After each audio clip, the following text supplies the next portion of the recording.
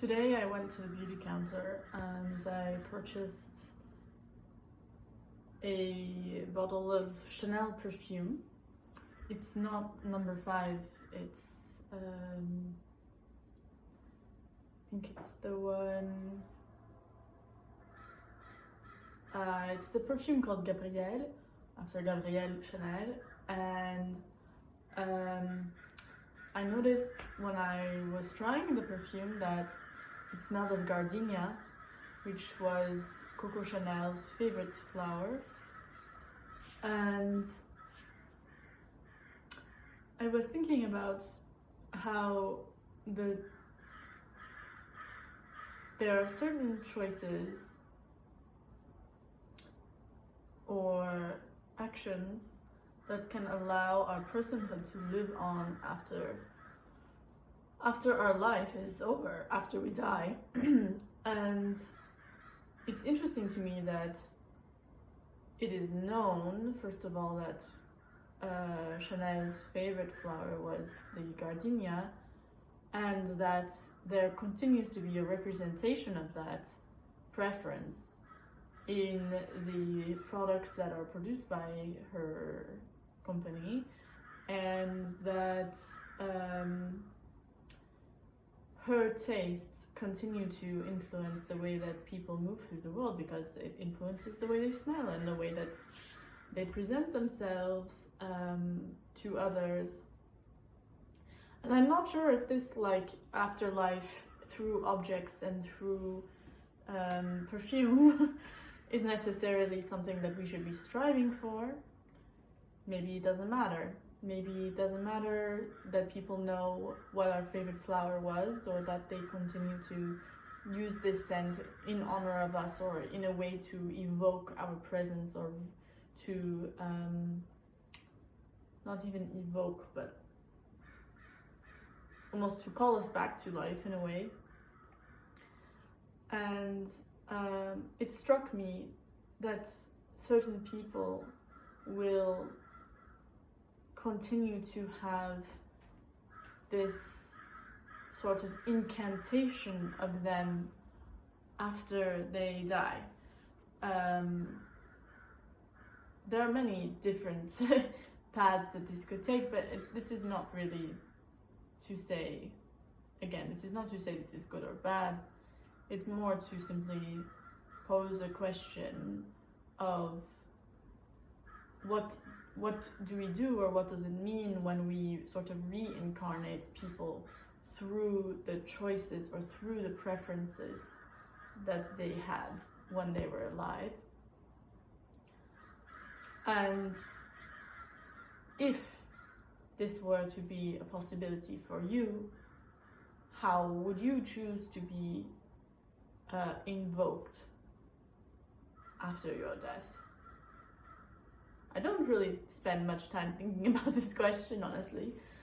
I don't know if it's healthy to spend time really thinking about that, because there are so few people actually that have this sort of invocation of themselves, or of a vision of themselves after they have died. But I think it is interesting to think about, and certainly if you have an idea of a purpose in your life, that purpose may end up many years after you are gone, kind of being articulated in different ways for you, rather than by you. Just thinking off the top of my head now,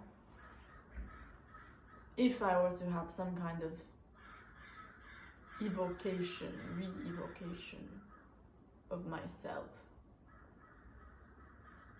after I am gone, I really wonder what that would be. I think for me, the first thing that comes to mind is this idea of sight. I really think of myself as someone, not as someone, but I think of myself and how I exist in the world having a lot to do with sight. Being able to see things and share those things with other people, not just my vision of the world, but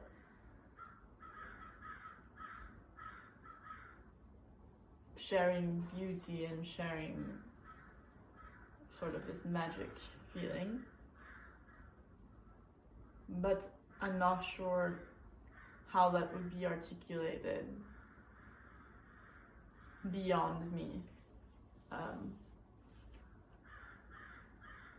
After I can no longer add to it or express an opinion or, you know, do things myself. But yeah, it's an interesting question, I think. What elements of yourself might be articulated after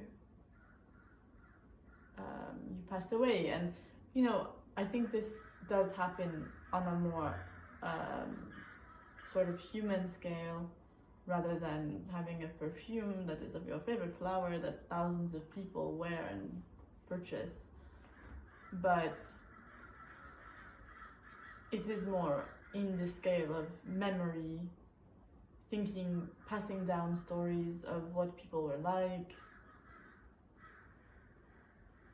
or modeling yourself in the sort of vision of your ancestors, of your grandparents, of your great-grandparents. Certainly for me, I think after my father's parents passed away, I thought a lot about their legacy and the memory of them, and how even after they had died, they continued to live on in this memory, and they felt almost tangibly accessible in the memory of them.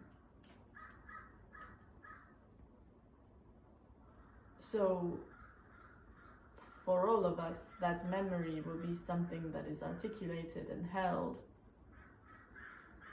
by our loved ones, and also that is sort of translated from generation to generation in terms of this memory. And it just depends on how many generations maybe that memory continues. I don't think there are very few people whose memory transcends more than probably 2 or 3 generations.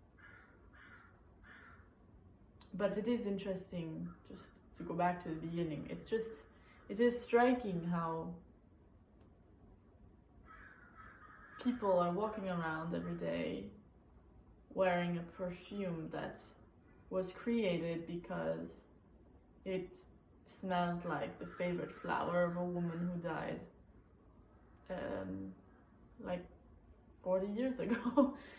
It's an interesting, this idea of invoking or reincarnating someone in memory or through a vehicle of sense or some other presentation of that person's traces, I think is very interesting.